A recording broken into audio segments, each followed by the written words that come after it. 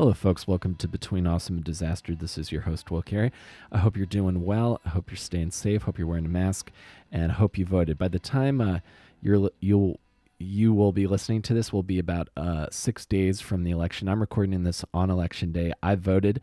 I hope you have as well. And I don't know what has happened since I recorded this. But me in the future will know, and I will have some things to discuss about it for sure. So now we just kind of we wait and hope that that it goes the way I want it to go, which is unfortunately still uncertain as I'm recording this right now. So we'll see, but I remain cautiously hopeful. Because as I'm sure you've picked up from a lot of what I talk about, my general mode of operation is ever looking for the silver lining, because otherwise, when you're confronted with darkness, it's very easy to let it envelop you. But what I'm trying to do is the opposite of that. So I hope you guys are well. I'm glad that you're here. Today on the show, this is another, the great thing about this, and again, the silver lining of this year, not the great thing, is that this podcast and recording remotely has afforded me and given me the ability to reach out to people that I might not have if I wasn't able to interview them in person. My guest on the show today is a musician, songwriter, and audio engineer, Ryan Baldwin. Ryan and I are from the same part of Calvert County, Maryland. We come from the same hometown of St.Leonard, Maryland.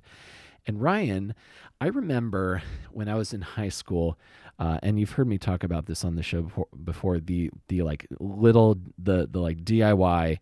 self-produced punk rock shows that I would go to, which were like the first concerts I ever went to, the first live music I ever heard. And the first time I ever heard punk rock played live on stage, like when I was like maybe 14 or 15, I knew who Blink-182 were, and I knew that I loved it. But the first time I ever heard a punk rock band live was Ryan's band in high school, Urban Sombrero.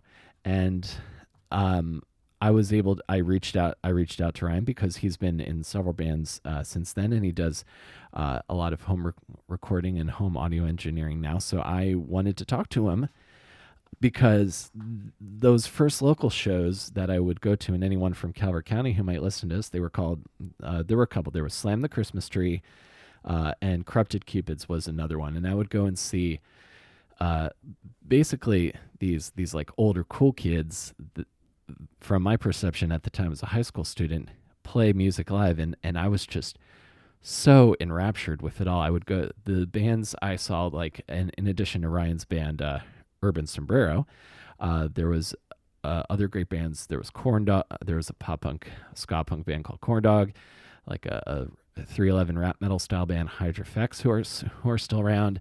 Another pop punk band called Missing Jeff. Pop punk band called Flinging Ferrets. Like, going to those shows and kind of seeing the excitement of hearing music live. That was the first time I ever experienced that, and it was really important to kind of setting me on the path that I still follow today, now that I'm in my mid-30s. And Ryan's band was an important part of that. So I was really excited to get to talk to him about that. And there's some really fun, like, hometown kind of stories, some very fun, like, DIY punk rock kind of stories, and the kind of misadventures you encounter when you're in a band and you're playing shows. So this was a quite enjoyable one. This is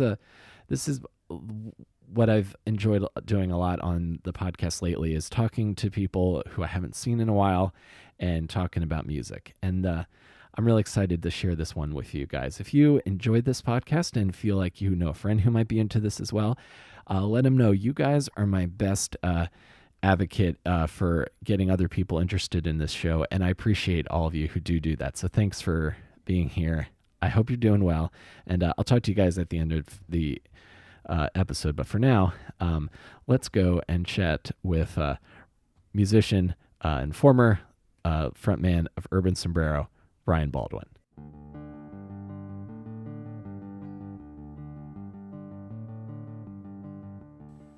I just got done listening to the Punch Richard Spencer in the Face song, dude, and that song was fucking. Not only was it fucking funny as hell and a great mode of operation, but it reminded me, and I mean this as a compliment. As a huge compliment, it reminded me of like a really great undiscovered Alistair song, like the vibe of it. Thank you. I actually did listen to your one podcast episode with Tim Rogner, and yeah, I love Alistair. But yeah, that song, it was like a month later or whatever, but it was right around the time when that dick actually got punched in the face, and Yeah. I wrote it and recorded it, and I actually made a lyric video for it. It's floating around the internet. It has like 300 views. I don't think anybody knows about it, but Right. Yeah, I wrote like a joke hardcore song a couple weeks ago called Anarchist Jurisdiction that I think got like 100 views on Facebook. They just like write the headlines just kind of like write like perfect hardcore punk band names and songs right now. If you don't mind me asking, your newer stuff, I was really impressed with the sound quality. What are you recording this all on your own, or do you have a studio? Yeah, so when I started out, in Sombrero days and stuff like that, I was just a guitar player, but I was always interested in playing drums. So over the past several years, I picked up the drums, got better at bass and stuff. And I haven't had a band, but I got more into recording at home and studio engineering. So I play everything for the songs that I write. So I'm like, well, shit, I'll just record it myself. And I've just been working with Reaper and different plugin stuff. And the way that I'm recording at home right now is, obviously I got a collection of different mics and stuff like that. Guitars and bass, I do all direct in with amp sims like Amplitude 4. And the drums, I have a Roland V drum kit. And what I'm doing is I'm actually physically playing it, but it's recording as MIDI, and I'm triggering samples in Superior Drummer. Oh, okay, yeah. I like I have Easy Drummer. I like that Tune Track stuff a lot. Yeah. Tune Track stuff is great. I love it. Yeah, I was really thinking about that because I remember back in the day, because by punk rock years we're two old ass men, Ryan. We have aged out of pop punk. At least I feel like we have. We've aged out of our scene of pop punk. I feel like the 2010 like story so far, like Man Overboard, Wonder Years flavor. That's kind of where we fit in now. We with like jean jackets and flannel. But if we were to try to go to if we were trying to go to Slam the Christmas Tree nowadays, we would be suspicious. But I was thinking they would just call it Retire the Christmas Tree, like just give it up. They're done. Like because. What's funny is you mentioned the Wonder Years. I legit like the Wonder Years a lot. I love them, and that's probably one of the, like, I realize they're not like new, but that's probably one of the newer bands that I've gotten into. There's a handful of newer bands I like. Like I don't really get into stuff like Neck Deep and stuff like that, but I dig Direct Hit. They're pretty cool. There's this band called Eternal Boy that's out of Philly, I think. They're not real big, but they're really, really good, and they're only like a 3-piece. Oh, that's pretty cool. If speaking of Philly bands, you might like the band Goalkeeper. I just interviewed each member of that band relatively recently. They're cool dudes, and their new EP is called Life in Slow Motion. It's very, very good. Oh, nice. And I wanted to make sure I got this as well. I've said this a couple times recently, but Scott Murphy from Alistair, he has. Yes. I think he lives in Japan now, and he has a band over there with ex-members of the band Ellegarden called Mono Eyes, and they're amazing, dude. Like if you like Alistair, you like them. They just put out their 3rd full length, and it tears, dude. It's so good. It's really, really good. No, I'll definitely have to check it out. Yeah, but I was thinking about it's a fortuitous decision that you got interested in doing home recording. But I was thinking back to. I remember, and I doubt you ever heard anything from my band in high school, Strictly Tech, but I remember I think the height of recording studio experience was going to be KMH. Oh, like if we could win a Battle Bands and get some sessions at KMH. I don't want to talk shit about anybody, but no, Keith is a great guy. I feel like he records certain types of music really well. I don't Right. feel like our band was one of those types of music. But Mm-hmm. to be fair, when we recorded with him initially, like that, we only recorded with him our first demo with Sombrero back in like 2000 or something like that. Yeah. And we didn't know shit about recording. We didn't know what we were supposed to be doing in a recording studio. We were just happy to be there. Mm-hmm. Um, and at the time we were super stoked, but I'm getting, quality now at home with like a really minimalist setup that feels better than a lot of places that I've recorded. And I've recorded with Paul Levitt, who's a really great engineer. He's recorded like All Time Low and stuff like that. Mm-hmm. Really great guy, great recording engineer. But there's something to be said about having that control at home, especially if you're like one of those really like nitpicky creative types like me, where you want to really nail something down. And when you're on the clock, paying by the hour in a studio, like it's kind of hard to have Sure. that level of freedom. Yeah, exactly. You kind of have to just kind of have all the songs prepared and then go in and knock it out as quickly as possible, compared to with the home recording. Now everyone can indulge their inner Brian Wilson. Yeah. Or start a podcast. Yes. There's an idea. Exactly. I tell you, dude, this thing, aside from my wife, like the podcast has been like the way I still kind of remain connected to the world and people, because otherwise I was just kind of going to be in here and just kind of like bouncing off the walls this year. Well, Oh, sorry. What were you going to say? oh no, I was just gonna say like the people that I feel like are dealing the best with this whole pandemic quarantine situation right now are the people whose lives were pretty much inside to begin with. Your Sure. introverts, your YouTubers, and people doing podcasts and stuff. So it's really ideal for people who don't like people anyway. Mm-hmm. But outside of that, like I still find myself going like, I need to get out more. Like, where do I go? Where can I go? Like, options are kind of limited still. Like it's opening back up. Things are getting better, but we're still far from out of the woods. Yeah, I know exactly what you mean. Like up here in New York, cases are starting to spike again. But the most normal I felt in the past couple weeks is, well, first off, my wedding got completely ruined. I was supposed to get married in May, and we ended up getting married in September with just my wife's parents and a couple friends. But the most normal I felt in like this year was they opened up restaurants at like 25% capacity. So we went to like Korean barbecue, and like you can't make it at the table, they bring it to you, but like just Right. sitting outside and eating somewhere. And then I was talking to another friend from like the theater department at Patuxent, and we are just like sharing like, oh well, we know we know things will be better when the tiki bar opens again, and we're like, I don't know, they'll probably open up before they should. Yeah, they've to my knowledge, they've been open and they've been having bands and stuff Oh my like god. like 4 and 5 piece bands. Like on the other side of things where people are still trying to be, kind of careful and stuff. Mm-hmm. Like my buddy Joe Teague, he was a singer and guitarist for a band called Supergiant MD. I don't know if you remember them. They were out of Baltimore, but they played down Mm-hmm. around the area some, and I was friends with them. He started getting on these deals where there's a Italian restaurant down the street from where he lives called Squires, and Uh-huh. they have like a tent set up outside. So he started doing solo acoustic stuff because during this whole quarantine pandemic situation, he was like, well, shit, I'm not just going to sit around and do nothing. Like, I want to do something. So he started doing Facebook live streams, playing music. Mm-hmm. And when I saw him doing that, I was like, well, shit, I've got better gear than him. Uh, and so I was like, Right. I can do this. Like, so Joe kind of inspired me to start doing it. So I started, doing Facebook live streams and fumbling my way through 90s covers. Uh-huh.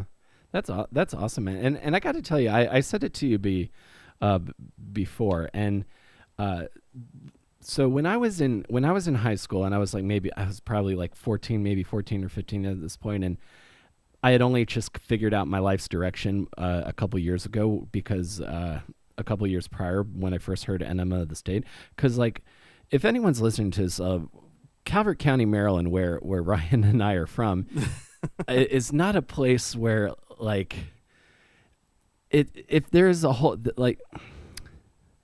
I'm trying to think of the best way to describe this. If there's a place where dreams go to get narrowed down, that's where we're from.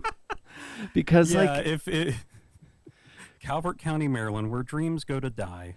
That's what it felt like. Like you, uh, it's like, well, what do you want to be when you grow up? It's like, well, I want to be this, this, and this. Well, these are your opportunities. So what do you want to do now? It's like I kind of leave. want to lay down. Like I kind of want to go to sleep. That's it. Cause and that's the thing. I'm not in Calvert now. I'm in St. Mary's, but it's Hmm. Tri-County area, close enough. It's still Southern Maryland, and not a lot has changed, honestly. And I'm one of those people that has been biding my time, like wanting to get out of here for a long time, and I just haven't Hmm. had the means. Right. But yeah, it feels like everybody here, like you're pretty much capped at what you can do and what your opportunities are. Well, it's like, yeah, like so many of my friends that it's like real estate agent, or like they commute to Baltimore. But what I was gonna say, so like, so punk rock, like I was gonna basically be a shut-in gamer kid, I think, before Hmm. I discovered what punk rock is. And Right. my parents were not going to drive me to Baltimore or DC to go see a concert. So the first time literally the first time I ever heard like punk rock played live on stage in front of people was at the Prince Frederick Armory when Urban Sombrero were doing, I think it was the first Slam the Christmas Tree. Yeah, yeah, yeah. I'm sorry that we were your first experience.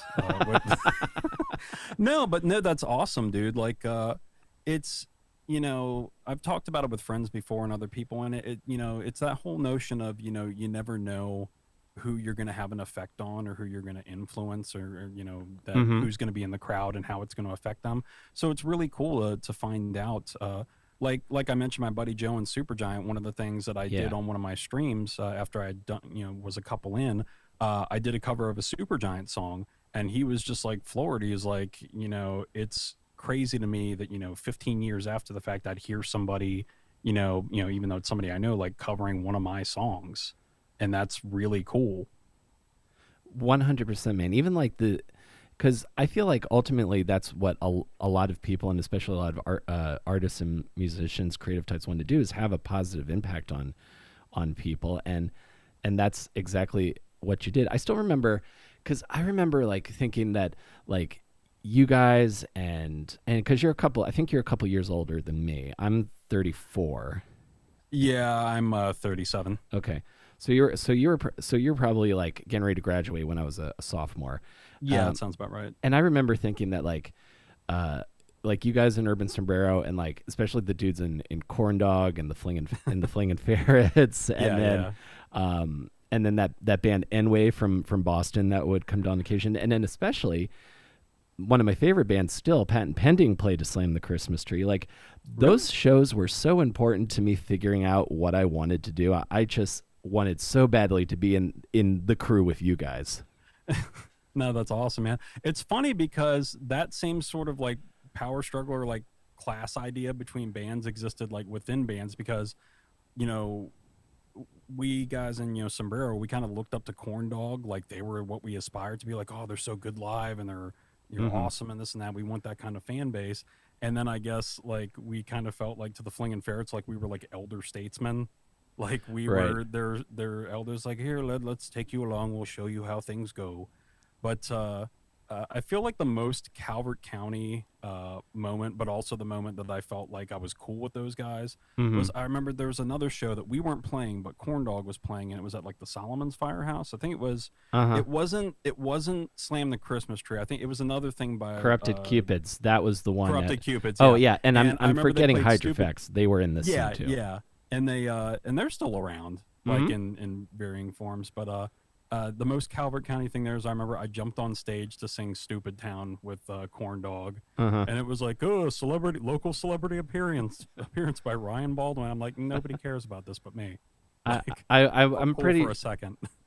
I'm pretty sure I was at that show. Yeah. Well, I was talking to my old bassist and buddy Logan Romanowitz. Like, yeah, like he still will play the corn dog EPs and demos Nice, from nice. back in the day. How did because did you grow up in Calvert, or did you move there from elsewhere? No, I grew up in Calvert. Like I was born at Calvert Memorial, so like Prince Ah, Frederick. So just there whole same life, here. just no prospects, done from the start. Did you live in St. Leonard also? Because that's where I lived there for a good portion of my time in Yes. Calvert also. Okay. Yeah, Yeah, I lived down in specifically because we're talking subsects of Calvert County. I lived in Long Beach, so I was like down deep in St. Leonard, like down by the water.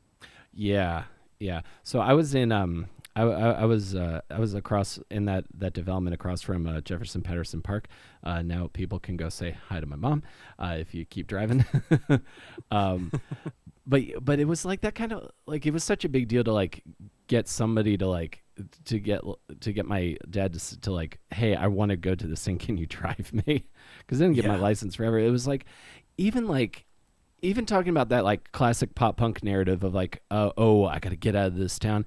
At least I feel like the bands that were writing those kinds of songs, they at least came from like suburbs of Philadelphia or like or New yeah. Jersey where like other stuff was happening. But like to have any kind of anything to have kind of anything going on in where we're from, dude, takes effort. So I'm curious, how did because all the local bands at the time, like I know you know all each other, but how did you guys like all meet and start like putting on shows in like the firehouses and the armories in Calvert? So the firehouse stuff and everything, that was actually it was kind of two people involved. That started out with George Griffith. He was the father of like two of the guys in Flingin' Ferrets, Mm-hmm. Sean and Joey, I think. And he, I guess, knew people or whatever. He was able to like kind of rent them out or like put it on as like a benefit thing and have a platform for bands to play. Because prior to that, I think the only place any of us played was like Cody's Q Club in Prince Frederick, which that place burned to the ground, and it's probably the best decision it ever made. But outside of that, Right, right. like yeah, it was George that put on those shows.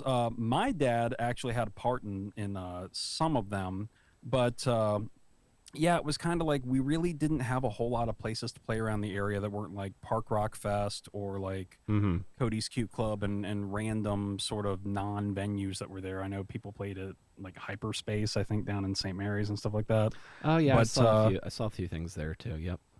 yeah, but it was one of those things where like you have a collection of local bands that have to drive a half an hour to an hour in any direction to actually play somewhere. So Right. when an opportunity like that springs up, like they're hungry, they want to play somewhere. Mm-hmm. So it wasn't hard to find bands, I don't think, when that stuff came up. But yeah, I forget how we even got on that. I think it was like I think the fair. So basically, the ferrets. Dad set it up, not like a father of ferrets, but the dad of the guys in the band. But he Mm-hmm. Right. he Sure. yeah, he set up the venue thing, and then they knew us because I think the ferrets actually played their first show at a house party that we were playing at, and like they were there, and we encouraged them. We're like, dude, go up and play. Like they were just starting out. So then it came to those shows, and it's like, hey, do you guys want to play? And we said, sure, yeah, we'd do that. That sounds awesome. And Mm-hmm. that show ended up being bigger, both in terms of scale and the amount of people there than I was really expecting. Oh yeah. Yeah, because I think, I don't know, like I was so used to playing for like 10, 20 people or like the bands and their girlfriends. And then, Sure. Sure. I think there were like 100 to 200 people there. And I was, at the time, that was the largest group that I'd ever played for. So it was really cool. Mm-hmm. And how did and are you still in touch with any of those guys? Like. Yes and no. So basically, the band went through like three different iterations. Mm-hmm. And only two people were constant through those three iterations, and that was myself and Josh Crunkleton, who played bass and like sang backup vocals and stuff. Mm. um the first iteration of the band, the one dude, our old guitarist, he played one show with us, and then he joined the military and moved like, Uh-huh. out of the country. Our old drummer stayed for a while, then he quit the band via email because his parents were like super Christian. I think they thought we were a bad influence or something, even though none of us did drugs or did anything weird. Right. And then the last iteration of the band, that was me, Josh, Andrew Grayson, and Scott James. That version of the band broke up when Scott actually left our band and joined Enway. We drove up on like a single weekend to play a couple shows with Enway up in Boston. He met those Mm-hmm. guys, hit it off with them. They came down, hung out at his house, and then like a weekend after, he's like, "Yeah, I'm quitting the band and moving to Boston to join Enway." We're like, "That was unexpected." Uh, like we're all cool now, but at the time Sure. it was really heartbreaking because I was my first band, like watching it disband and stuff, and we hung in there for Yeah. a while, but then ended up breaking up. But Josh, I haven't really kept in touch with. He, got married, has a kid and stuff like that. He's living somewhere up near Baltimore. And, Mm-hmm. anytime I talk to him, we're wrong. It's like friends that you reconnect with after a while. It's like you never missed a beat. But Oh, I haven't totally. talked to him in quite some, yeah, I haven't talked to him in quite some time. And Andrew is still local. I think he just got a new job down here, like on base or something. So Mm-hmm. they're around, and Scott works at like a tattoo shop in Annapolis. So they're all kind of spread around Maryland. We don't really talk, but we're still on good terms and stuff. Yeah. No, yeah, that well, I'm glad to hear that. But yeah, especially like that again, this part of Maryland is like super spread out. I don't know if you know this, but St. Leonard isn't actually even a town. It's it's No, it's too small. I looked it up. It's categorized as a census designated place. cool. So That's that's the bottom of the barrel. Yeah, the joke I've been working on is that I'm just from a collection of people in the woods big enough that the government has to keep an eye on it. um, and I wanted to ask you, so how did you discover punk rock living in Calvert County? Because it's not like our record stores were Walmart and Kmart, and then later on Yes. Target. So I'm curious No, how you they were found. awful. Yeah, so I'm curious how you were able to find punk rock, because I always thought of Urban Sombrero. Like if Fling and Ferrets were like very influenced by like Blink style pop punk, Hmm. and like Hydrofex was like rap metal, like your 311 kind of stuff. Um, 311 Limp Bizkit, stuff like that. yeah, I always thought Urban Sombrero were kind of the kind of like fuck you skate punk, like Bad Religion, no effects kind of attitude. So I'm curious how So you find that yeah, stuff. no, absolutely. Well, I was gonna ask you about it because I heard, like I said, I went back and listened to some of your other podcast episodes, and like I heard you talk about it and how like Dumpweed was like a big opening track, like just that first like open E power chord, like how it hits, and like how you Mm-hmm. really discovered that kind of like punk rock.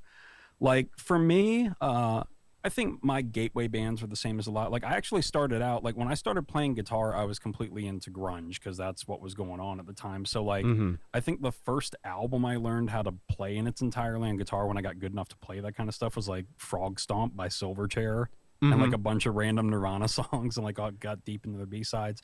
And then it all changed for me when I heard God, I don't know what song it was specifically. But Mm-hmm. around the same time, I heard, Green Day, I heard The Offspring, and, Blank. So three records that were constantly on repeat for me were like, I had a cassette copy of Dookie, I had Uh-huh. Smash by The Offspring, and then when I started getting CDs, I got Dude Ranch, Blink 182. So like that was my first formal introduction to. I was like, what is this music? It's fast and aggressive, but it's catchy and it's fun, and like I just really got into it. So that was sort of like the gateway drug to really getting into it.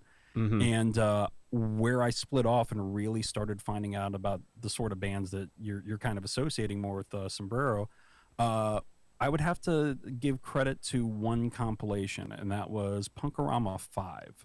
Mm-hmm. And Yep. that compilation was so fucking good. Like it was Yeah. that's where I like the opening track was No Cigar by Millen Collin, and I'm like, who the fuck is this band? They're so good. And like Mm-hmm. um and then uh pretty much it was perfect timing because Punkorama 5 I think came out in like 99 or 2000, and that year I went to the 2000 Warp Tour for the first time. Uh-huh.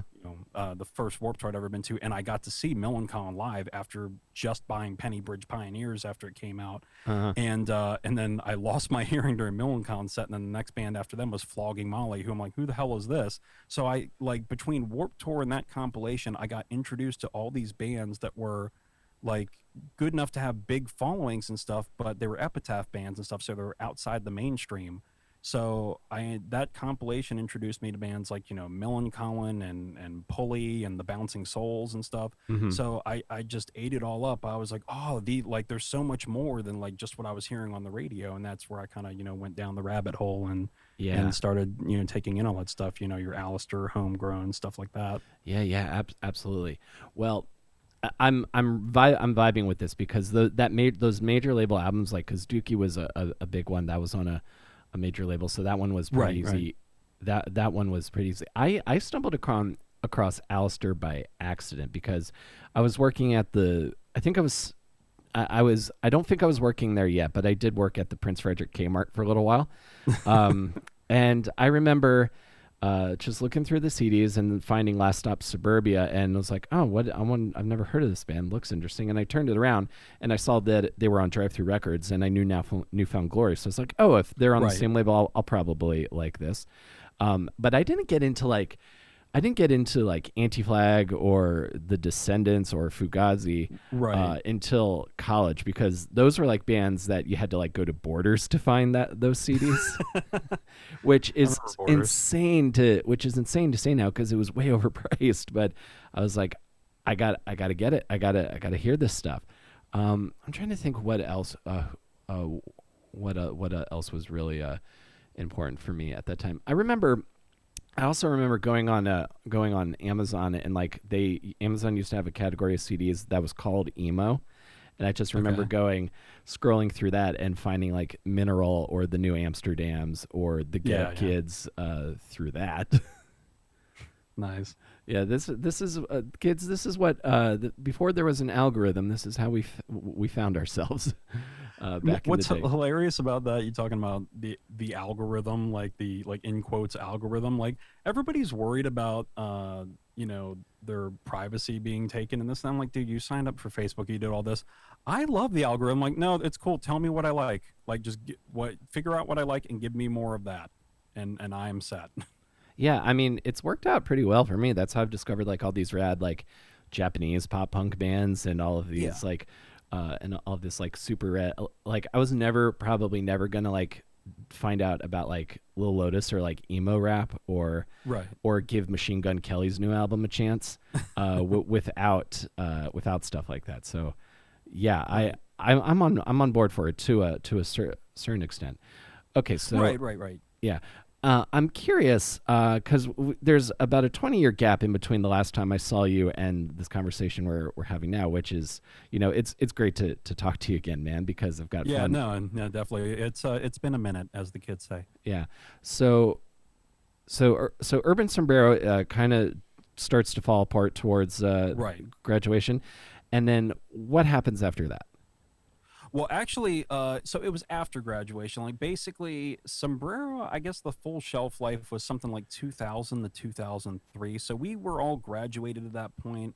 Sombrero fell apart, and then there was like a 1-year gap where the great thing that happened at the time was my first band, where I wrote all the songs, and it felt like my baby. That fell apart. And then I had a bad breakup at the same time. So it was like everything that took up my spare time was gone. And then I just had a lot of time to think about it. Which is not good. No, just sit alone with my thoughts in my room. This is great. But after about a year of that and just working, plodding along, I think it was sometime in 2004, 2005, Josh and I, we were still friends. We were still part of it. We wanted to do something, but we wanted to do something musically different. And that's where Remember Daylight kind of came from. We got together. And the fun part about that is my previously mentioned friend Joe's doing the streams and stuff like that. He plays drums too. He's not a drummer per se, just wanted to play drums. He joined our band. We recorded a 4-song EP. We played one show as Remember Daylight. He quit right afterwards. He's just like, nah, I'm good. I was like, well, thank you for recording the EP. Like, thanks for sticking around. And it wasn't like, there was no like bad blood or anything. There was no like egos or anything. It was like, yeah, I think I don't want to do this anymore. I'm like, that's understandable. So No, totally. Because and if correct me wrong, didn't like Urban Sombrero do a spot on Warped Tour one year? We did actually. I was gonna bring that up, and that was cool because it was the only time we did it. But we played the Ernie Ball Battle of the Band stage, and what I guess that would have had to have been 2002 sometime. But what sucked about it was we went up to play, and we had like I think a 20-minute set or like a less than a half an hour set spot, and the drummer from the band right before us was left-handed. So the entire kit was flipped over, and they didn't tell us that was eating into our time. So then they yell out, 15 minutes. I was like, till we go on? No, you have 15 minutes left. I'm like, oh shit. So like, were there people watching us like trying to get stuff configured and ready? And we rolled through our set. The best thing that came out of that set is there's a picture of like both Andrew and Scott standing off to the sides, and like you can see like Scott with his arms up getting ready to crash assemble, and Mhm. I'm like 3 feet off the ground like jumping with my guitar in there. It was like the only cool picture that's ever been taken of me in history. And what was great was afterwards we like a few months later we played at Scott's college up in PA, Uh-huh. and they used that picture on a flyer that was posted around like the bathrooms and stuff because we were playing the diner there, and it Sure. says, "You want to see a band that played at Warped Tour for free?" And I'm like, "You're really overselling us here." Like, we were lucky to get to play. Right. That reminds me of so many. I know so many comics who were like an extra in Law and Order, and they're like, as seen on NBC. It's just like, Yeah, dude. yeah, I've Well, seen that before. That's great. oh, dude, it's insane. Like the just like being told that like you're not famous enough to do like your friends' stand-up shows in New York is a great moment to decide to, I'm gonna get famous through podcasting. Oh, um, totally. um, well that that I'm cool. That's cool that you got to at least have that experience. It fucking sucks that that it went the way it did. Um, No, but there was some other cool points. We met the band that played right after us was a signed band, which was the Eyeliners, this all female pop punk band from like Albuquerque, and they're really nice people. And we hung out with them afterwards, and like we saw them at a show afterwards at the Auto Bar, and they recognized us like, "Oh, hey guys, what's going on?" And it was oh, like that's really cool. cool. So we made some friends. We met Fat Mike from NoFX because we had backstage passes. He Uh did huh. not seem happy to meet us. he, he just looked blown, like he was tired. And we're like, "Hey, Fat Mike, come take pictures with us." Like, fuck, like he Right. wanted nothing to do with it. He's just like, oh shit, people who like me. Well, because Warped Tour, for talking like some of the bands I've talked to, is a fucking like uh, grind, man. Like, especially if you're like, this Yeah, is back in the. I was talking to Kevin from Headlights. This is back in the like, half stack days of when you're like dragging like a 4 by yeah, 12 and like a 40-pound Marshall head through a campground. You're just like, why am I yeah. fucking doing this? And now it's like everybody is like, "Where's the PA? I need to hook up my Kepler." Yeah, exactly. Like, plug My my amp directly into. I don't want to carry speakers. yeah, like do everything in a backpack. Short scale bass guitar. Can we make it shorter? Can you give me a bass guitar that's like a ukulele scale?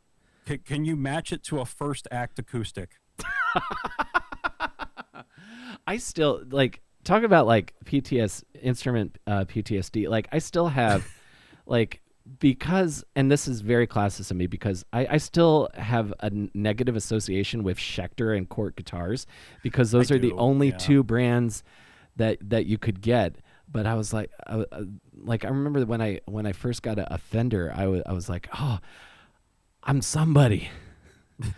I've made it. I know. Guys, come look, I made it. I went to Waldorf and went to Hot Licks and got this. Oh, Yeah, did you no, I did remember that. yeah I that remember feeling like hot shit walking into a Guitar Center. I'm like, oh yeah, this is the big time. Oh, dude, me too. I remember like when I was in college, I like didn't like eat lunch for a couple weeks, and I like clipped a coupon, and I got my first like Mexican jazz bass that I still play in my band now, and I felt Nice. like such a big deal. But I was gonna say I really enjoy like I remember liking it when I think listening to it on MySpace the first time around, but going back and listening to the Remember Daylight stuff, this stuff I think the songs are really good, No, and thank you, man. yeah, Thanks. and it what I liked about it is like it sort of had like because this is when like since I feel like Census Fail and like post hardcore was starting to become popular, Yeah. and it felt like pop punk like with that like cosplay kind of post hardcore armor, and I enjoyed that about it. Like it kind of had a bit more like heft to it. Yeah, I would like if you had to ask me to pinpoint the bands that I was listening to most or like most influenced by at that time, I probably would have told you like Brand New and Hot Water Music. Mm-hmm. That kind of stuff where like, there's some of that DNA woven into those riffs and those songs.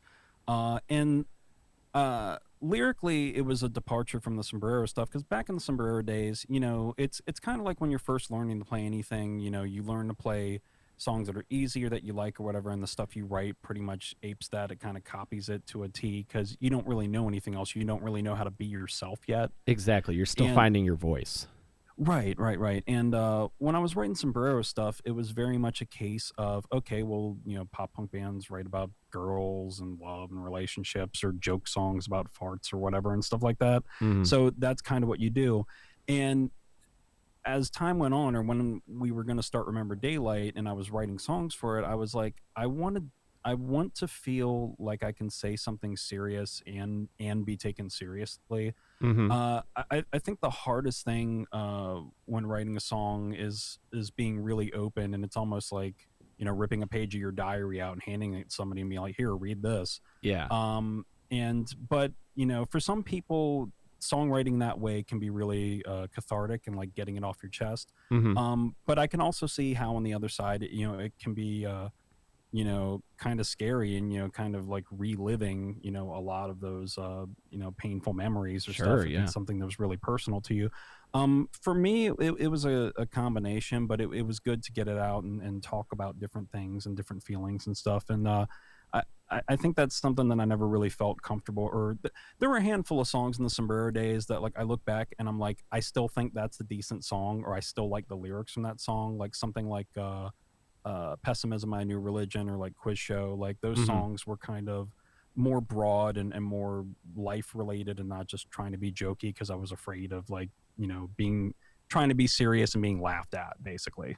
No, yeah, I know exactly what you mean. That makes tons of sense to me. I remember like having to do like super serious monologues in theater 101, and just being Right. like, oh, am I going to be judged for trying to go somewhere?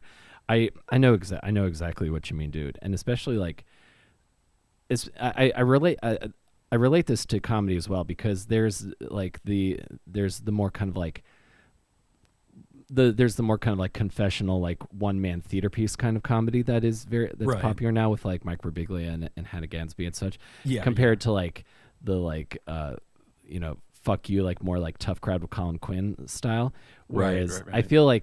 I feel like both camps are operating from a similar place. It's just a matter of how much of the sad clown you're letting in. So I Yeah. relate to that complete totally.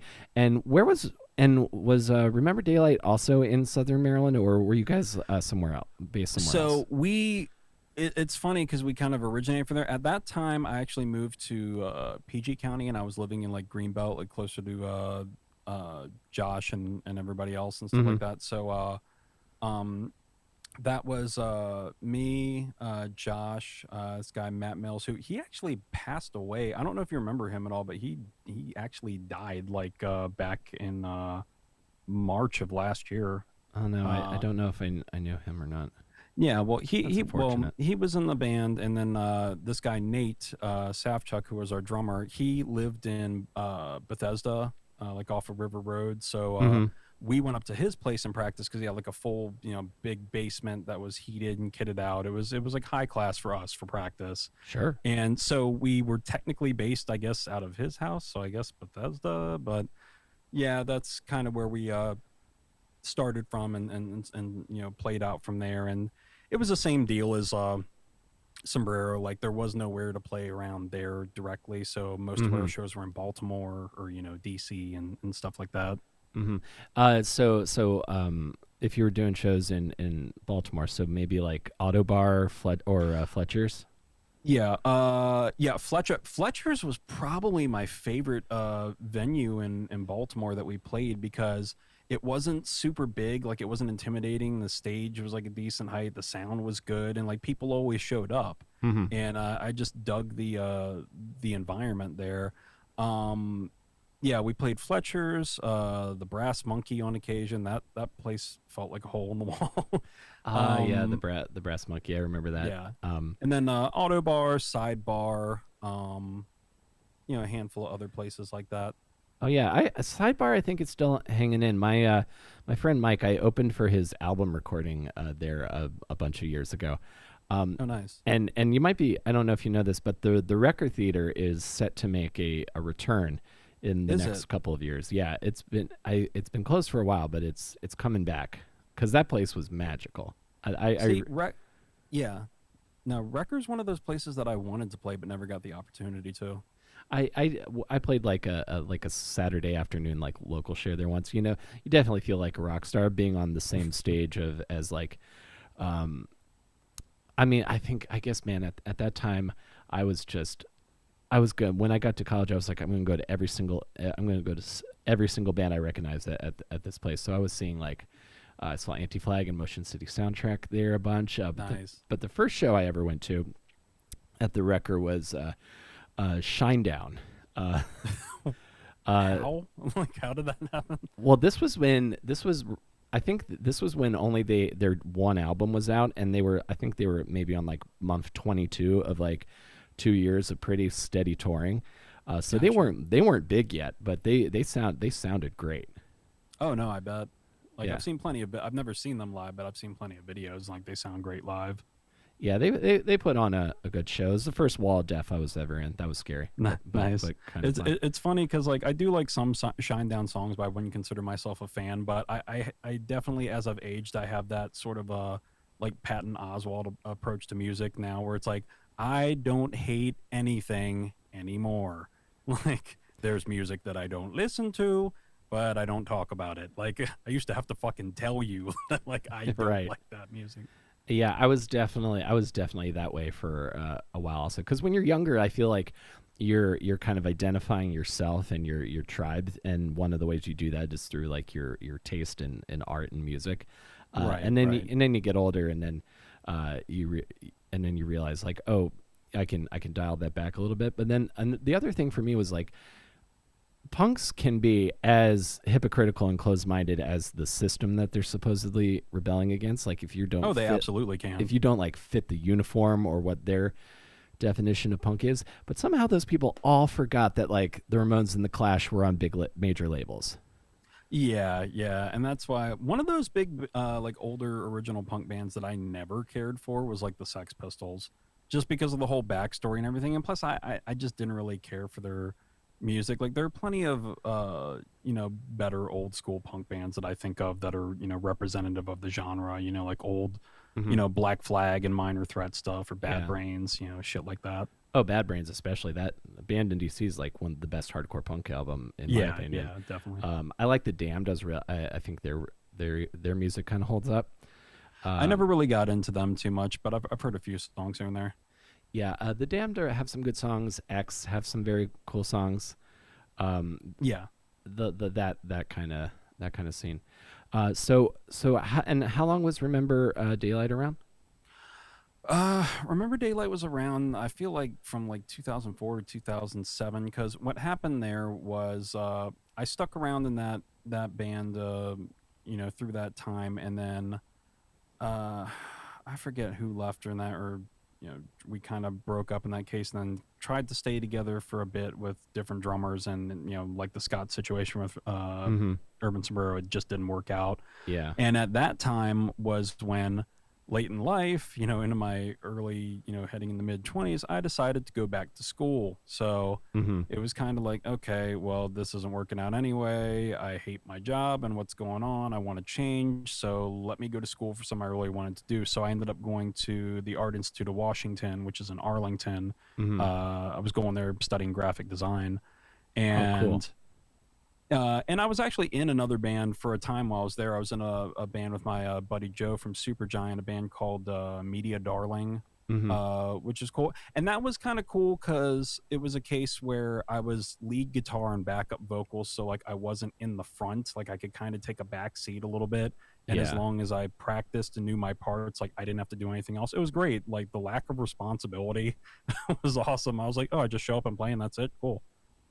Yeah, it's good to not have to have that pressure of like being like the front man and what have you. Right, right. Yeah, absolutely. I've routinely like I like doing the like Blink style like trade off songs, but I don't have Yeah. I don't have the I guess the Ronnie Radke gene to like be a kind of an obnoxious attention seeker. Uh, Yeah, yeah. I mean, that works for some people. and that and if it does, you go do your thing. I can't do it the same way. Like I can't write political jokes to save my life every time I've tried. it just comes it's just not funny. So I've decided my contribution to the world will be the escapist emotional catharsis. Oh, there you go. For Yeah, see, everybody has their place. yeah, and No, but there's no shame in admitting your limitations, no, well, dear you dear play to your listener. strengths. Yeah, absolutely. So graphic design, because I'm trying to kind of trace the timeline here. So kind of Remember Daylight kind of runs its course because the stuff that you sent me that you're writing now, I think is, as far as like arrangement, like I was really paying attention to the arrangements, and I feel like the arrangements show a lot of someone who's put in a lot of time in listening to music and working on the craft part of it. Um, Yeah, absolutely. and we were specifically talking about counting cigarettes that you wrote at a really Yeah, like desperate, I guess a really kind of desperate time. So I'm curious, like right. what was going on around the time that song was written. So the the sort of genesis of that song, like the where the title comes from, because obviously counting cigarettes isn't said anywhere in the lyrics. Mm-hmm. Um, it was at the time. So basically, backtrack just so you know my mental state at this point. So after Right. Remember Daylight, I went to college in like 2007. Like, and I had already done some community college unsuccessfully. This was like my last push to try and make something out of myself Mm-hmm. and actually like finish and get a degree.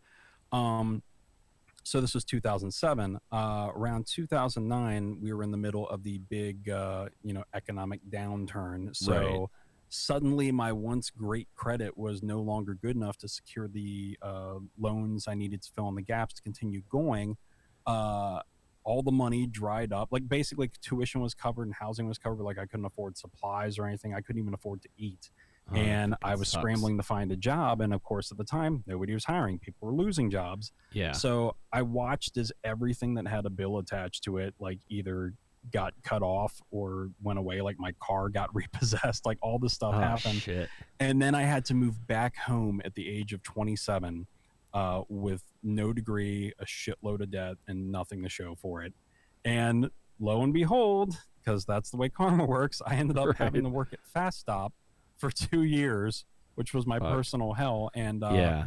that was you meet a lot of people and you talk to people, and it was great for it's funny that you have this podcast and you're in a stand up and stuff, because I aspire to stand up in the way that people aspire to be an astronaut. Like I Mm-hmm. haven't actually gone anywhere and done anything. I've written jokes, but I haven't stepped foot in the stage without a guitar in my hands. So I Right. got to run stuff by customers and this and that, but ultimately it that song was kind of spurned from like just one of those nights where you're working overnight. It's 3 o'clock in the morning. You walk outside to an empty parking lot and you look up to a dead sky and you're like, what the fuck am I doing with my life? Mm-hmm. Like, is this really the best that I can do? Is this it for me? Yeah. And I think a lot of people feel that way and get to that sort of crossroads in their life where you think about the dreams you had when you were a kid. You think about the place that you saw yourself, 3, 4, 5 years from now, Mm-hmm. and you see that you're not getting any closer, and everything just feels like a distant dream. So it becomes like a yeah. It reminds me another song that I related it to was the Rise Against song "Last Chance Blueprint." Um, Yeah. Yeah. I like yeah, that it's song. just that idea of okay, like this is our last shot. What are we going to do about it? And the title "Counting Cigarettes" actually comes. It's literal because counting cigarettes is a phrase people use for like kind of wasting time chain smoking, just counting down the cigarettes one after another. For Mm-hmm. me, it was literally counting cigarettes because at the end of every shift at Fast Stop, we had to count the packs of cigarettes, like to make sure that people didn't steal any.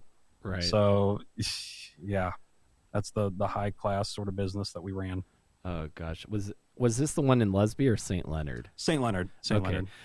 So I that's not too far from where I grew up. So I'm picturing that moment so perfectly because I definitely have had some like late I definitely had some like late nights like filling up gas there. So I'm like right there with you in that moment. Yeah, Yeah, and I'm sure, yeah, exactly. The moment when like the plan is not the plan that you had set for yourself is not there, and you're not sure what the plan is going to be. And for me, those times, because like I was in retail for like close to a decade, like in various capacities. So like those, yeah, exactly, those like really late quiet nights, especially when it's really cold, uh, and you're just kind of like, yeah, there's just that kind of like silent stillness, like this ain't it. I can't Yeah. I can't keep doing this, but I don't know how I'm gonna not I'm gonna break out of this. That was Right. always the thing that happened for me as well. So I'm relating so hard to your dark night of the soul there, dude. So how do you pull yourself out of that? The I don't know. You drown yourself in cliches, I guess. Like I always think about those sorts of phrases, the shit that you see in memes online, or you hear stuff where people are like, it'll be okay in the end. If it's not okay, it's not the end, and stuff like that. It and I guess you could look at it as being even more complicated in my situation because I'm not religious. So I think a lot of Mm-hmm. people kind of gravitate towards faith and different things that help them through times like that. For me, it was a case of going I'm I'm not the greatest person at anything in the world, but I'm certainly not the worst. Mm-hmm. And I know that I have more potential than what I'm doing here.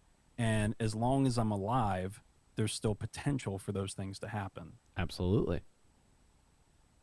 Absolutely, there is, man.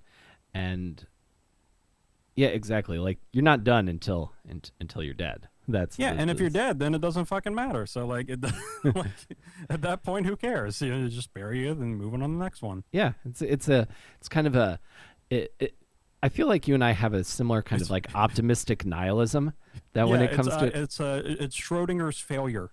yeah. like I'm either a success and people don't see it, or I die and everybody notices. Uh-huh. And how did you get into doing this, into like doing like the home engineering stuff now?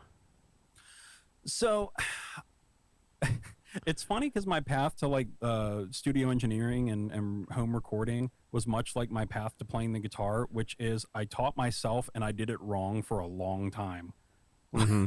like Right, like yeah. start yeah well like starting guitar, I think the first 2 years that I played, I didn't know how to properly tune a guitar. I didn't know what E standard tuning was. I Uh-huh. didn't know how to read chord charts. Mm-hmm. I had a little shitty 9 volt battery amp that like just turned on when you plugged into it, and I just kind of Uh-huh. messed around and did stuff that I thought sounded cool or close to the stuff that I was hearing on the radio. Mm-hmm. And then one day I kind of I guess I stumbled across, because it was early days of the internet. I'm like, oh shit, this is how you're supposed to tune. Oh wait, that makes way more sense. Oh, Yeah. these are chords. Oh fuck, I've been doing this entirely wrong. I've wasted so much time of my life. And then recording was kind of similar. Like I started back on like an old shitty Dell computer back in the early 2000s, Mm-hmm.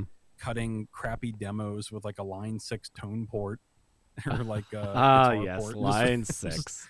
yeah, they were the pinnacle of digital guitar noise, Oh, like sound. Like absolutely.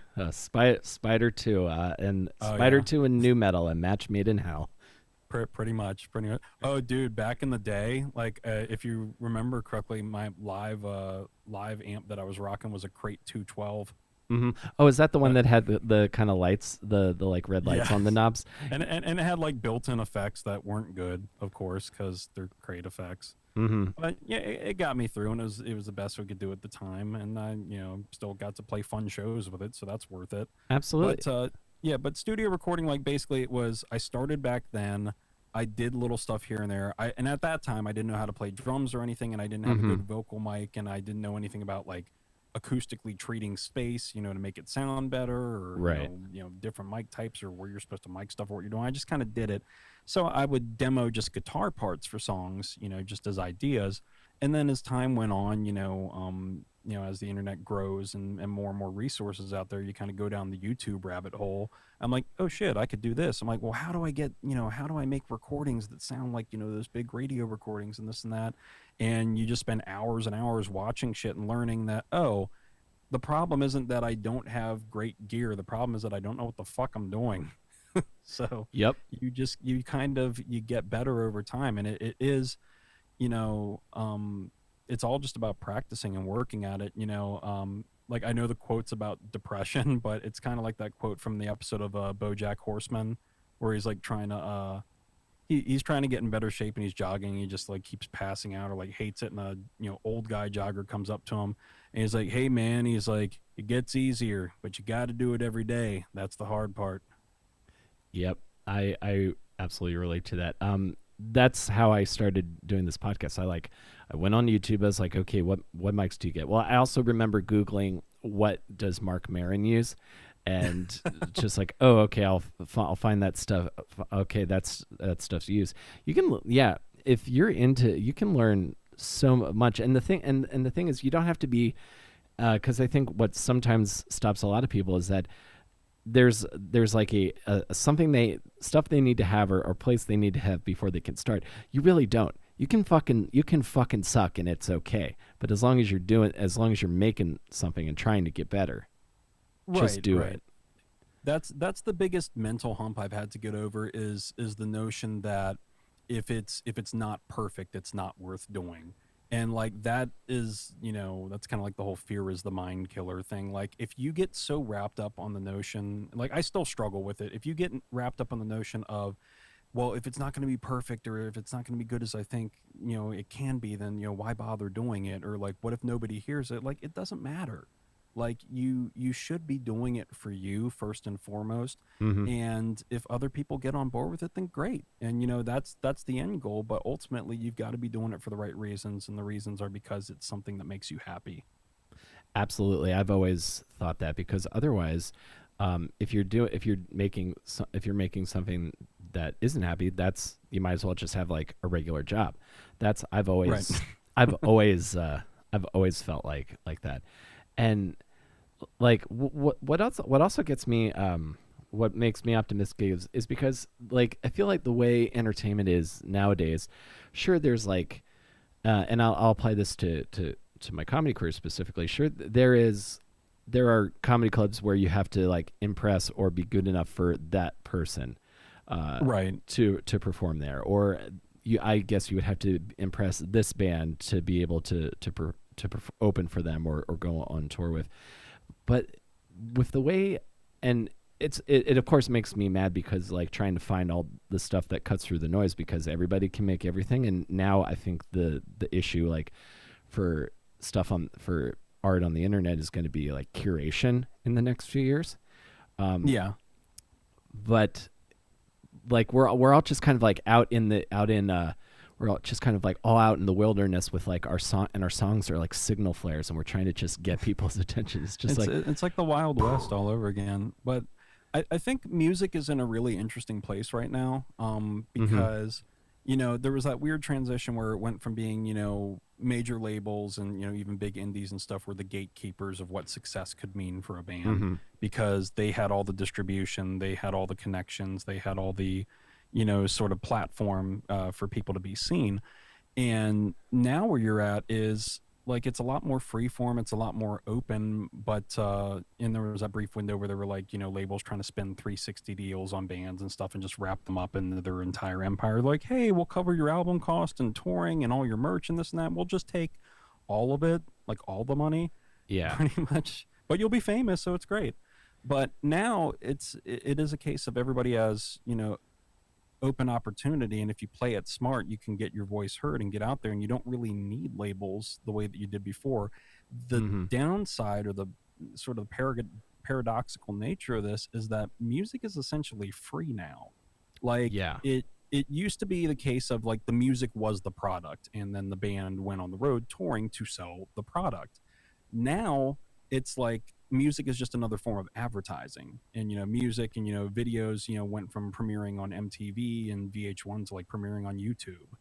And mm-hmm, now it's a case of the only way the band really makes money is by touring and merch and stuff like that, and everything else is just to get people out to that. So you know yeah, that was one thing I wonder when this all started, is like, oh shit, how is anybody, obviously movie theaters and clubs, but like how are bands making any money at this time? yeah, exactly. which is where I think live streaming has kind of come into. I guess it's not a permanent fix, but maybe it's a band-aid for a certain while because I got to watch Brian Fallon play all of American Slang like in his Oh, that's awesome. in his living room on acoustic, and Nice. that was pretty sweet. I gotta say, dude, one of the best concerts I've ever been to was in New Jersey at the Mhm. PNC Bank Arts Center. It was Against Me, Jimmy Eat Nice. World, and the Gaslight Anthem. Dude, I fucking remember that tour and I missed it. Like I found out too late to get tickets or whatever when it came through. Oh, Like I'm our sorry. neck of Then the it was woods. just okay. It wasn't that good. Oh, sure, yeah, play it down now. But I know I've seen the bands individually. I know how they are. Actually, I haven't seen Jimmy Eat World. I have seen Against Me a few times, and I've seen Gaslight once. But it's funny that you bring up Brian Fallon and Gaslight Anthem because at my buddy Matt, the one that I mentioned who was Remember Daylight, passed away at his service. Like nothing was going on, so I offered to play or whatever, and I played at a service, and I played a solo acoustic. I played the 59 sound, That's and it was like it's sad that like this is a weird thing, but like the last couple live gigs I played for like people in person have been funeral services. yeah. You were And telling me this. I'm curious how this came about. okay, so it starts close to home. My grandmother passed away, and I had lived with her at the time, and this and that, and I was really close to her, and it hit me kind of hard. And that was back in 2014. And when she passed, I'm like, well, she loved my music and this and that. Like, I got to pay tribute somehow. So they did like a celebration of life thing, and I went up and played, and I did part of one of my songs, like just music only, no vocals, and then I covered "Hear You Me" by Jimmy Eat World, and then I did an original song that she really liked. The thing that I've learned about like funeral gigs, that's kind of the unsung hero, is that it's so like if people don't clap, it's okay because it's the one situation where it's socially unacceptable to applaud. So if you're used to not hearing applause, you can just be like, no, it's fine. They're not supposed to. It's okay. They thought I was awesome. It's great. Yeah, totally. But and then after that, I played, like I said, Matt's service thing. I just did the one song. I played the 59 song, and that was weird. Like it was cool that I could pay tribute in a way to sort of a fallen friend, sort of. But I kind of half had my eyes closed, like through performance, and like I could hear people sobbing in the background. And I'm like, I guess that's good. Like I guess it's resonating. I hope this is. I hope it gives them what they need at this time. And people did come up and thank me for playing afterwards and stuff. So it went well, but it's hard to do. Like they're not the kind of gigs I recommend trying to pick up. I don't know how one goes. Right. Tries to go, can I sing at your funeral? Right. But the last most recent one, and this kind of ties into all the crazy shit going on, how the world's on fire and whatever right now. Right. My dad actually passed away just a couple months ago, or back in August. I'm sorry. And no, yeah, it's cool, man. But like that was a whole different set of issues, like a complicated set of feelings, because my dad and I didn't have a great relationship growing up. Like he was abusive in a lot of ways and this and that. And as time went on, like, and I moved out and this and that, like, he kind of tried to reconcile a little bit, but because of how I felt, I kept my distance. So my feelings about the whole thing were complicated, but I still wanted to do something as, because I knew that nobody else would. Sure. So I went up and played a handful of songs that I knew he liked, some like Jim Blossoms, like John Mellencamp stuff or whatever. Like I think the harder thing in a situation like that would be like, oh, somebody close to me passed away. I need to write a song about it and perform it for this thing, because that's deeply personal. Yeah. And you're on like a timeline. It's like, oh shit, I got a week. Okay, let me get this together. So I don't really blame Elton John for the whole Candle in the Wind thing. Yeah. It's like, I got this melody, this song, fuck it, let's just change some lyrics. Yeah, exactly. Just kind of, because if there's always the B-side, like if the song sucks, it's disrespectful to the dead. Yeah. Well, that's a really, and I feel like 59 Cent is that's like a perfect, like, send off song. That's like a really beautifully sad song. It So it really is, and I gave it my all, and I felt like it sounded really good, and it felt good to play. What I'm glad is that it was as most services are, like a week after the fact, because the day that I heard, that was the first song that I thought of, and like I I went outside like after work and like sat in my car and just turned that song on and just started singing along, just tears streaming down my face. I'm like, if I had to do this now, it was not gonna happen. So yeah, you have some time to practice and like let it sink in, and then you can kind of control it. But yeah, at the time it was rough, but I was glad that I was able in some sort of small gesture to pay tribute or do something.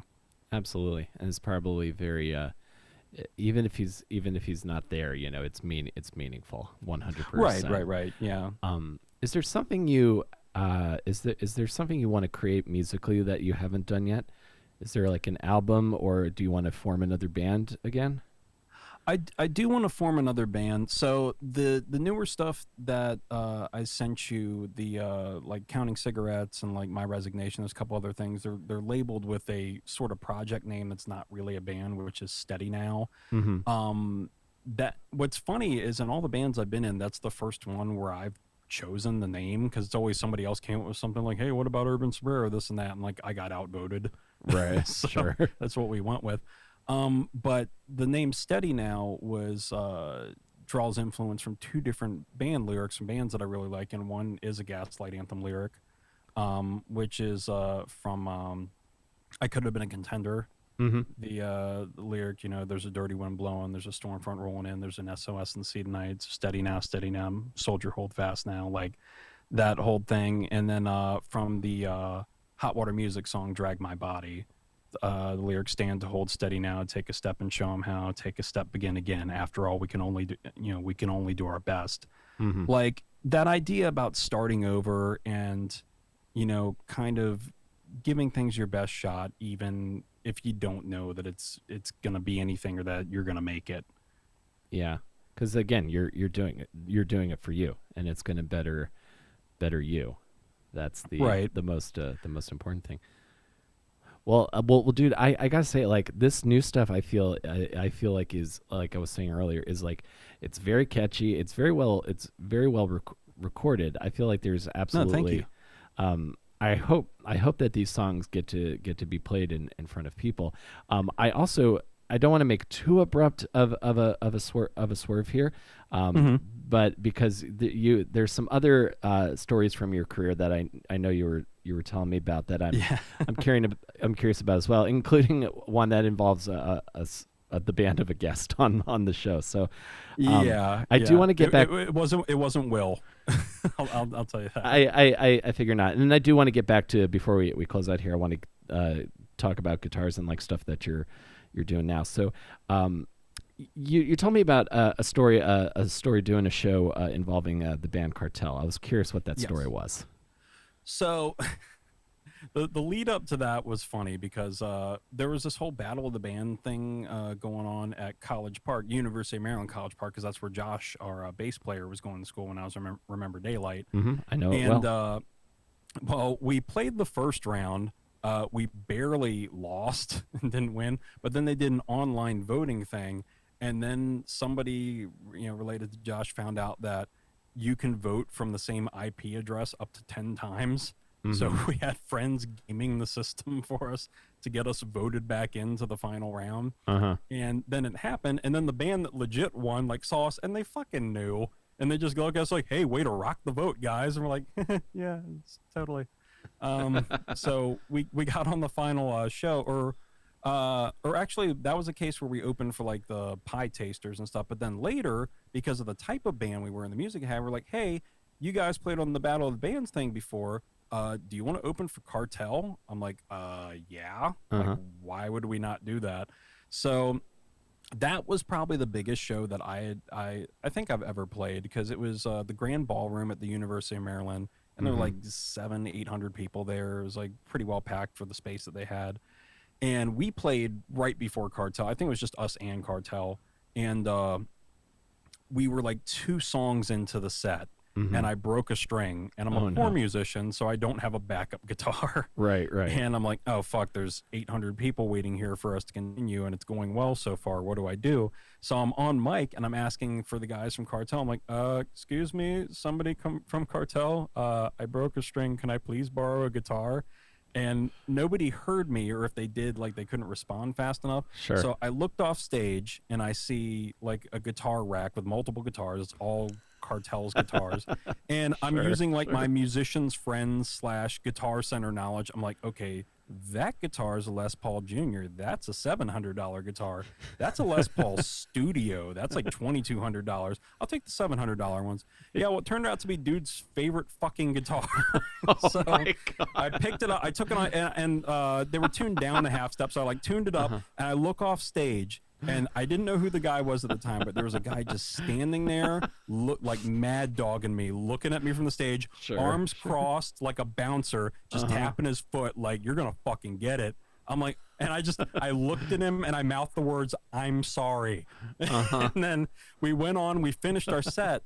We get off stage, and some other dude from the band comes up and he gets the guitar from me. He's like, and I just walk up to him. I was like, is this your guitar? He's like, yeah, man. I was like, dude, I'm so sorry. I was trying to ask me. I was like, no, man, it's cool. I just wish someone would have told me. I was like, no, I was trying to tell you. And he's like, no. I wish somebody had told me, because I would have changed your string while you're playing so you could have your guitar back after a song. I was like, that's really nice. I'm like, wait, who the fuck was the other guy?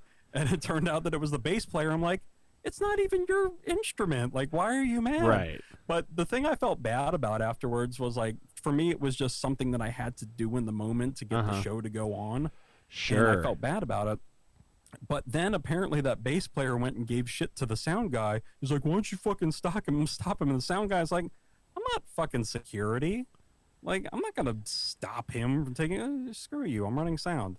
Yeah, exactly. But what's funny is it's funny how perspectives work, because I was scared shitless at the time. And I was like, oh, fuck, they're pissed. And the dude was cool with it. And it wasn't even the guy who owned the guitar that was mad at me. And then I come to find out later, people were saying, like, dude, did you hear about Ryan? He fucking stole the guy from Cartel's guitar and played with it. Like, he didn't even give a shit. I was like, dude, I was scared the whole time. I imagine, but you're in that moment, because I remember, I remember like when my band played like the talent show at Patuxent, and I go to click on the distortion and no sound comes up, and I'm like, oh shit, that's a great moment. Yeah, you're just so fucking panicked. You're like, I have a problem. What's the quickest way I can solve this problem? And like, okay, and be like, yoink, sorry, I'll deal with it after the show. You punch me in the face if you want, but I got to play this gig. That's gnarly, dude. Well, I'm glad that the actual guys were cool with it. Like, I can't imagine that. And I don't know if that bass player is still in that band. I don't know. But that's hilarious. I also wanted to ask you, because I've tried to get in touch with the Ataris, like on social media. I haven't succeeded yet. But Chris Rowe is is another guy I would love to chat, because I'm also honestly not sure how it would go, because I feel like there was like a Chris Rowe before the Boys of Summer and a Chris Rowe after the Boys of Summer. So there is, and it's funny because, like, I feel like there are two sides to Chris Rowe, which is Chris Rowe if you're a fan, and Chris Rowe if you're in a band with him. Because I've heard multiple people, like, their accounts of being in a band with him, it's like, oh, Chris Rowe's a fucking dick. And then I've heard people, and fans are like, oh, he's the nicest guy. He sat down and talked to me for half an hour and this and that. So I can only speak to my experience from meeting him the one time as a fan and as a band that was opening for his band. And where was this? This was actually at the Auto Bar. So this was a small venue. And this was post, kind of downfall, after Boys of Summer, after being on MTV and the radio and everything, and everybody knowing who they were.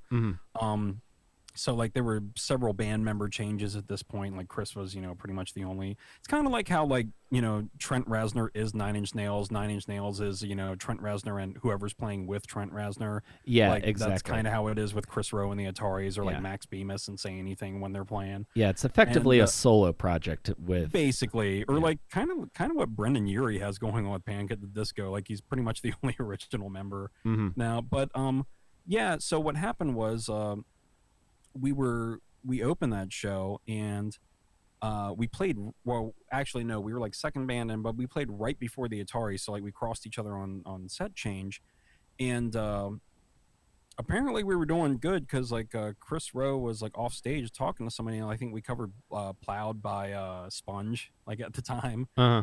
And, he's like, "Oh, what's going on there?" He's like, "I don't know, I just know somebody's rocking the shit out of Plowed."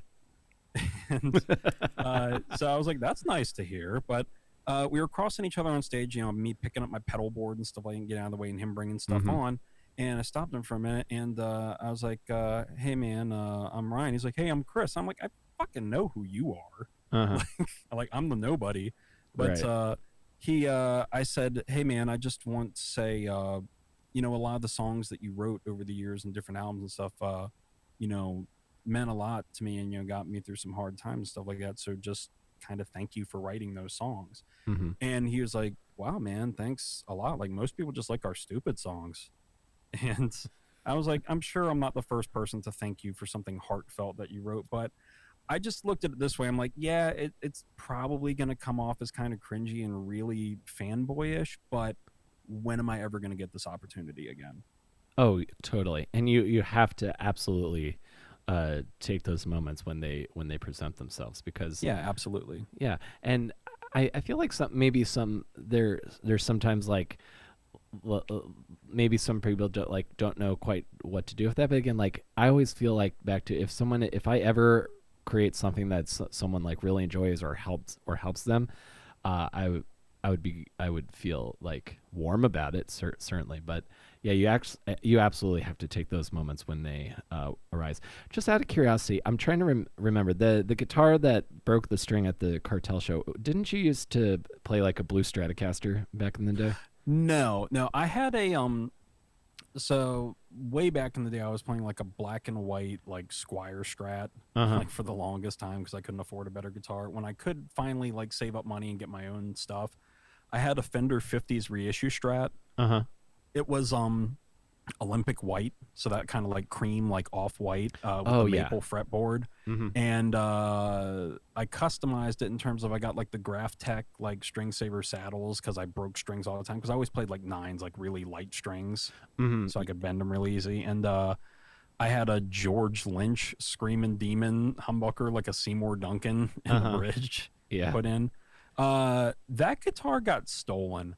Uh, Oh fuck. That's at a fucking later time. sucks. Yeah, like that got like it lived through the Sombrero days, and then it got stolen in the Remember Daylight days. Like as that band ended, it was the one piece of gear that I left at our old drummer's house, and then like I came back to retrieve shit, and I was like, "Wait, where's my guitar?" And he's like, "Oh, that was here." I'm like, "Come on, man, like really, like."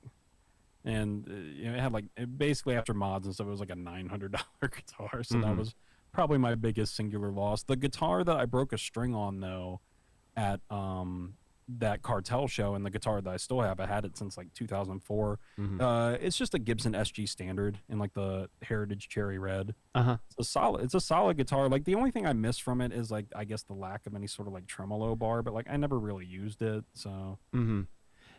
Oh yeah, no, I remember those.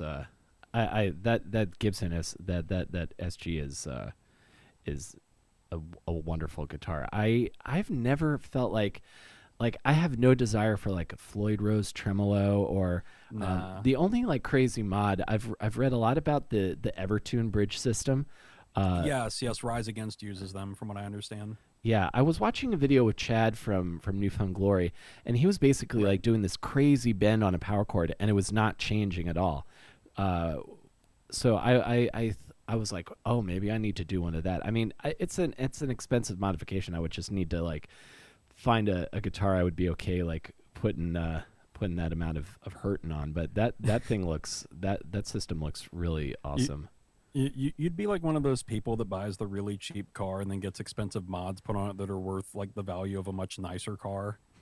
Like somebody putting like a body kit like on a Honda Accord and Exactly. It's just like like underlighting and shit. It's like, dude, you could have bought a Mercedes for the money you spent on this. So you exactly. just buy like a Squire Strat or like a low tier Ibanez, Mm-hmm. and then just throw an Evertune on it. Yeah, I put like GraphTech tuners on this, or like if I've played around with the idea of like I think I still have my like crate P bass copy at my mom's house somewhere. I was like, oh, Okay. I could drop some Seymour Duncans in that. I could put a new neck on it, get it repainted. I was like, or why don't you just buy why don't you just save up for like the Player series? Uh, they're $700. Get a coupon. It would be like six. Yeah. Nice. Now the bass that I'm using right now, like, uh, which I pretty much just only use for recording and stuff like that. I love it. Hmm. It's the Fender P bass special. So it's like got the I think it's the jazz neck, the precision body, and the jazz and precision pickups. Hmm. Yep, I know that one. So it's a nice blend of them both, and it's an active bass. So like you can slap a 9-volt battery in, like get some more like gain out of it and stuff, and it has a really good sound, and it's really playable. But like I'm weird about like I like playing bass, but even nowadays I feel like I'm like I get the most fun playing drums, like as far Hmm. as like a release and something fun to do. And I feel like I pick up the guitar and the bass kind of more like tools when I need to write something or work on something. Like I still enjoy playing them, but it's more like methodical and like, okay, I need to craft something and I'm working towards an end goal here. Yeah, I know exactly what you mean. My like I just kind of like I when I'm recording bass, I keep it very simple. Although now that I've been having a lot of fun playing bass, the band I'm in now, I'm playing bass for the first time and like actually trying to like learn like actually like learn some stuff, not just be a guitar player playing bass. Yeah, Um, yeah, that's what I try to do. Like my first goal anytime I'm writing a bass line for one of my songs is I'm like, okay, don't just follow the guitar unless it's absolutely necessary. Like at least do some walking bass lines, some typical pop punk type stuff, like something fun. Like probably one of my favorite bass players for that reason, or as far as like people that do stuff, was like Chris Novoselic from Nirvana, mhm. because he always, like, the way that I think Dave Grohl described it once is like it's almost like he played the melody under the melody. Yeah, absolutely. Like he's not just following Cobain; he's doing some interesting stuff. Another thing, bass player, um, and I'm not. I would never call myself a huge Iron Maiden fan, but I listened to all of their stuff because quarantine, and Right. and just like watching videos where like on YouTube where people like break down his bass playing technique and just learning that you could put that little like 4 note like little box on in power chords Yeah. and do like a little fun walking thing. I'm not playing doing like gallops and stuff, but being able to just Right. throw in those little things of I feel like okay, I'm not just the dude in the backwards baseball cap right on the root note Yeah. who showed up to the studio without learning the songs. Right, right. Actually, the bass player that I think about when I really think about like good bass lines and songs that are memorable and stick out to me and are always interesting Hmm. was Robert DeLeo from Stone Temple Pilots. Oh yeah, I have never really dived into the Stone Temple Pilots catalog. I'm gonna have to Dude, they're do that. I really good. think. Like actually, like if I'm being honest, even though I grew up, kind of my musical education was, a lot of, mainstream pop punk, and then getting into the like Epitaph and Drive Through catalog and stuff like that, and Hmm. Fat Wreck bands. A lot of growing up, you listen to the music that your parents listened to. So like outside of grunge and stuff like that, a lot of my early influences were like Tom Petty and the Heartbreakers, and like Neil Sean from Journey is one of my favorite guitarists Hmm. Yeah, of he's all great. time. He's like amazing.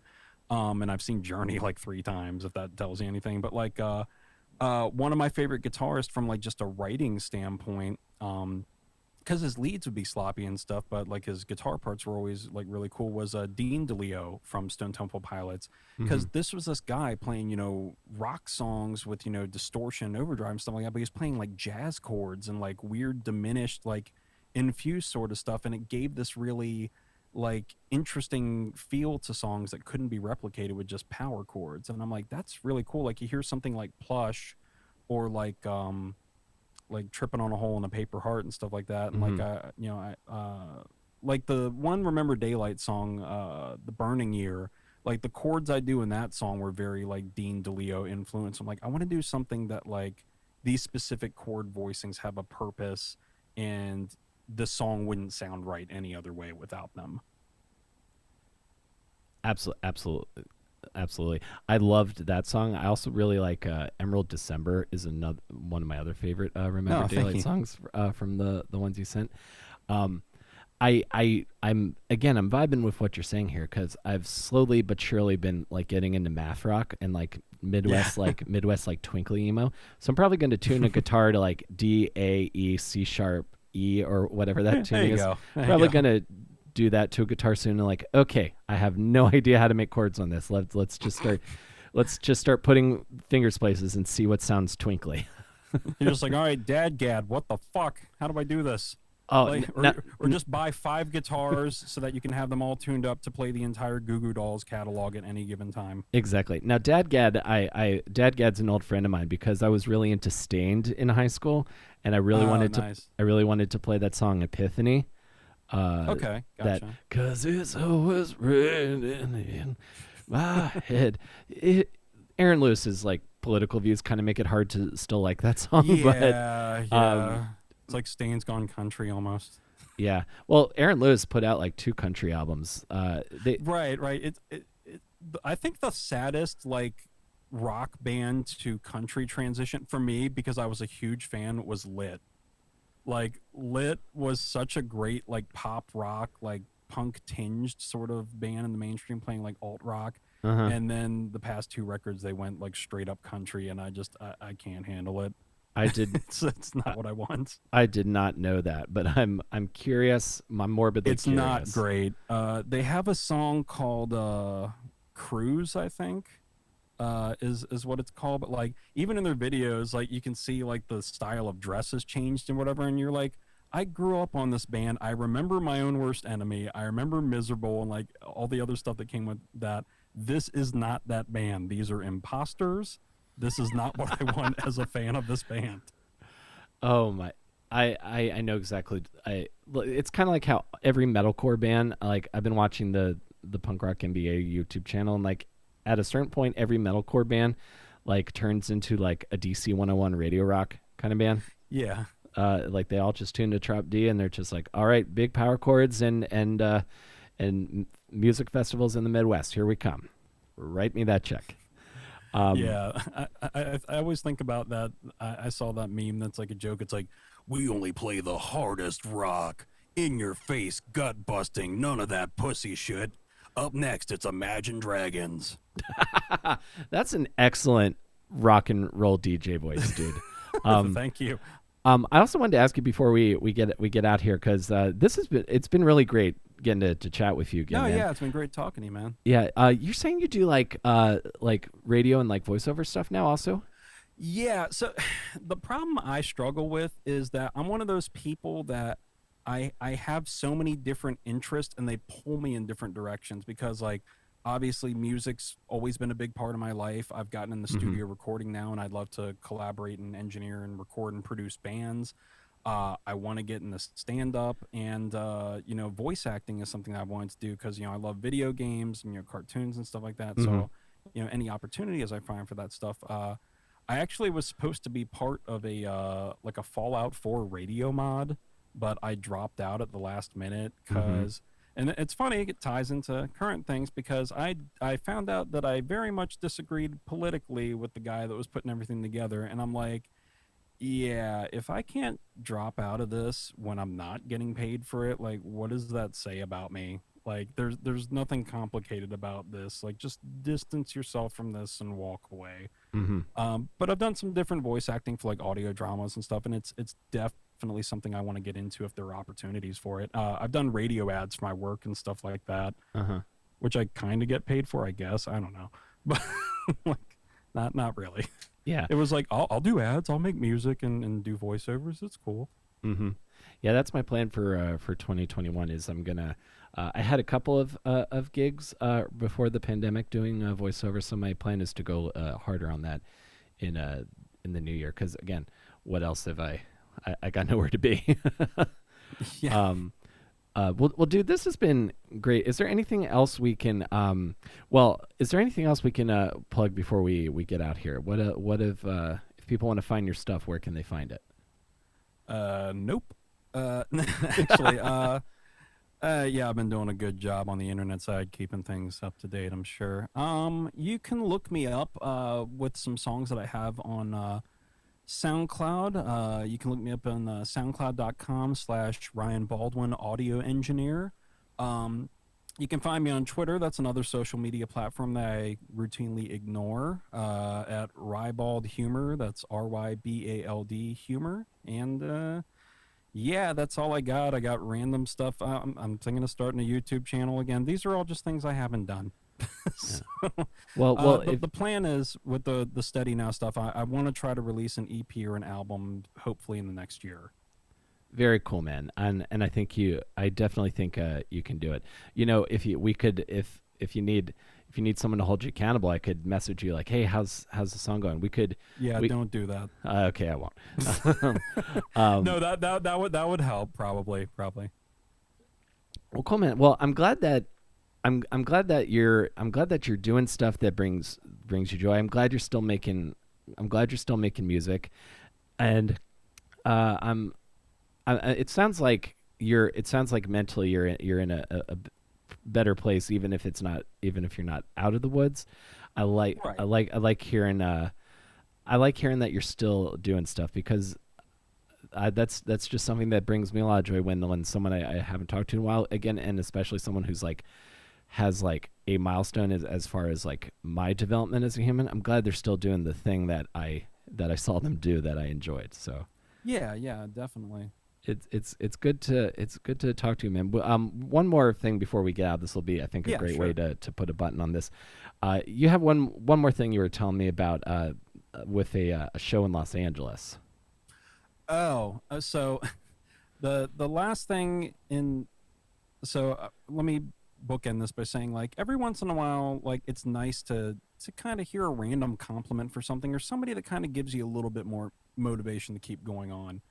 And I've had that happen in weird times in my life where, like, you're just having a shitty day and you hate your job, you hate your life, you're like, oh, I'm so done.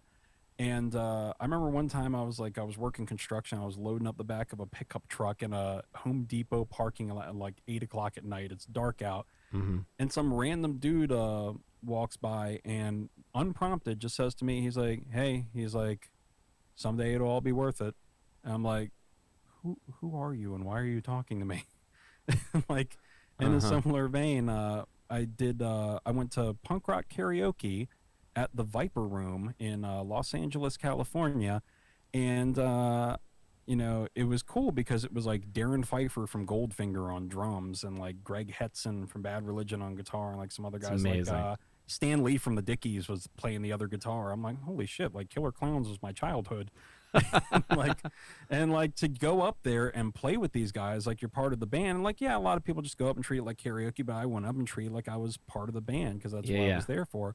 And I did 2 songs. I did True Believers by the Bouncing Souls, and then the second song, and like they liked me and like thought it was cool. And then I went up there a second time and I did Nervous Breakdown by Black Flag. Oh, that's a good one. And like I just screamed my ass off or whatever and did this, and like and it was really cool because I had this moment at the end of the song where I turn and look at Darren, and he's like screaming it along into the mic, like, while playing the drums back at me. And they get to the end, and Darren's just like, that was fucking spot on, just like the record, man. Like, and that gave me the warm fuzzies. Felt good. Fuck yeah, man. It's nice to be recognized by bands you grew up with. It's like, hey, you actually don't suck. Absolutely. Fuck yeah, dude. That's fucking great. I think that's a beautiful moment to go out on. And dude, I look forward to hearing more stuff from you. If you ever want to send me stuff, I'd love to hear it from you. I would love to send you stuff that I've written in quarantine if you're curious, because no, absolutely, man. I'm interested. Awesome, dude. It's been really great. I'm glad that and again, I'm glad you're making stuff. And I feel like if you eventually if you do want to relocate out of Maryland, I know that you can make that happen. So thanks for talking to me, man. This has been really great. No, thanks for having me. Appreciate it. Awesome.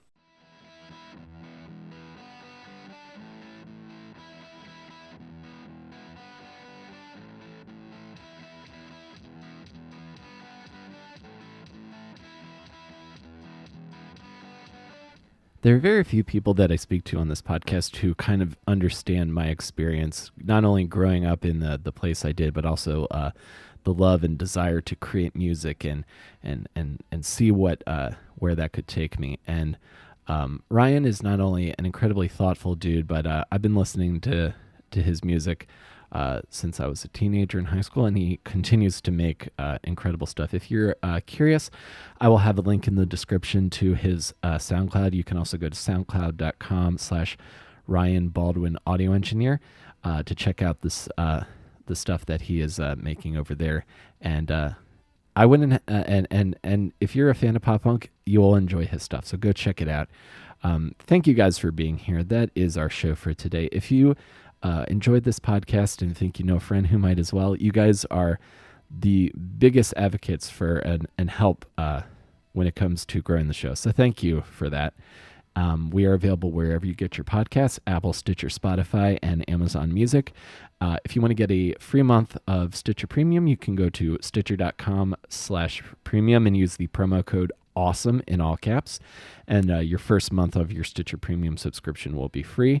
I also want to give a shout out to my supporter on Patreon, Mary Beth Mooney at the awesome producer level. Thank you so much for your support, Mary Beth. I sincerely appreciate it. If you guys are curious, you can go to patreon.com/awesomedisaster. Check out the stuff that I've got going on over there, and do as much as you can to create positivity for those around you.